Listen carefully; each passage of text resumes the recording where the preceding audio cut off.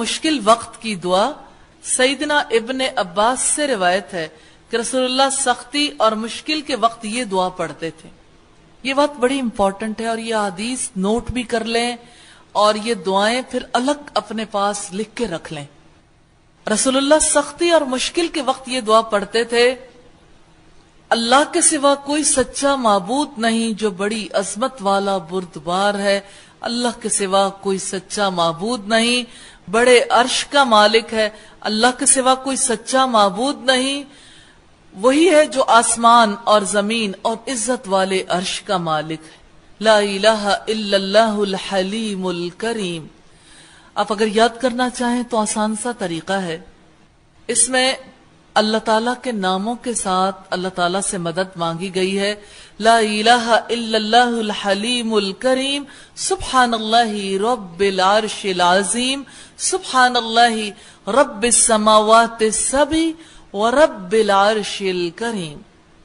اب اگر آپ دیکھیں عرش کا تذکرہ 2 بار ہے، اسی طرح سے رب کا تذکرہ 2 بار ہے، تو یوں آپ سملیرٹیز کو اگر ذہن میں رکھ کے پھر یاد کرنے کی کوشش کریں تو یاد ہو جائے گا انشاءاللہ. حضرت عبداللہ ابن عباس سے روایت ہے نبی صلی اللہ علیہ وسلم پریشانی کے وقت یہ دعا پڑھا کرتے تھے. ابن ماجہ کی 3883 نمبر روایت.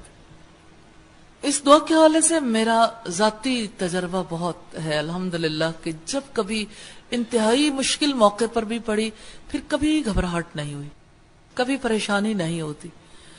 جب میرے والد صاحب کا انتقال ہونے والا تھا، بالکل آخری وقت تھا، اور اس وقت پہ یعنی ظاہر ہے کہ فیملی پوری کی کنڈیشن فرق ہوتی ہے، اور جب اپنا کوئی پیارا چلا جائے بے شک پہلے سے انسان کو پتا ہوتا ہے تو انسان کی حالت بہت عجیب ہو جاتی ہے. اور جب کوئی چلا جائے عین اس موقع پر انسان کا دل صدمے سے بھر جاتا ہے. یہ دعا ایسی ہے جس کی وجہ سے صدمے کی کیفیات طاری ہی نہیں ہوئی. اتنا اللہ تعالیٰ کی طرف سے تسکین ملی. میں نے یہ دعا ہاتھ سے لکھی اور سامنے لگا دی جہاں میرے والد صاحب کی میت تھی، ہاسپٹل میں پہلے، پھر گھر میں، اور جو فرد بھی زیادہ غمزدہ ہوتا اس کو خود ساتھ بیٹھ کے پڑھوا دیتی تاکہ اس کے دل کو تسکین ملے. تو میرے الحمدللہ سارے بہن بھائیوں کی حالت بہت اچھی تھی، لیکن میرا ایک بھائی ایسا تھا جس کے نہ آنسو رکتے تھے نہ ہچکیاں. وہ کہتا تھا میں چاہتا ہوں کنٹرول کر لوں لیکن میرے سے کنٹرول ہو ہی نہیں پا رہا. پھر میں نے اسے کہا ہچکیوں میں بھی پڑھ لو، اور اس نے ہچکیوں میں ہی یہ دعا پڑھ لی. پڑھتے پڑھتے آخر میں بالکل ہچکیاں تھم گئی الحمدللہ. اور آپ دیکھیے کہ غم اور صدمہ تو انسان کا ختم نہیں ہوتا لیکن رب تعالی سکون دے دیتا. تو اللہ کے رسول صلی اللہ علیہ وسلم کے اسوے پر عمل کرنے میں ہی ہمارے لیے راہ نجات الحمدللہ. اور حضرت عبداللہ ابن جعفر طیار اپنی والدہ اسما بنت امیس سے روایت کرتے ہیں، انہوں نے فرمایا اللہ کے رسول نے پریشانی کے موقع پر پڑھنے کے لیے مجھے یہ الفاظ سکھائے. اب یہ غم اور ڈپریشن کی دعائیں ہو گئیں پہلی بھی، اور یہ دوسری کیا ہے؟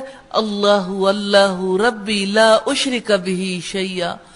اللہ وہی اللہ میرا رب ہے، میں اس کے ساتھ کسی کو شریک نہیں کرتا. ابن ماجہ کی 3882 نمبر روایت. اللہ اللہ ربی لا اشرک بہ شیئا.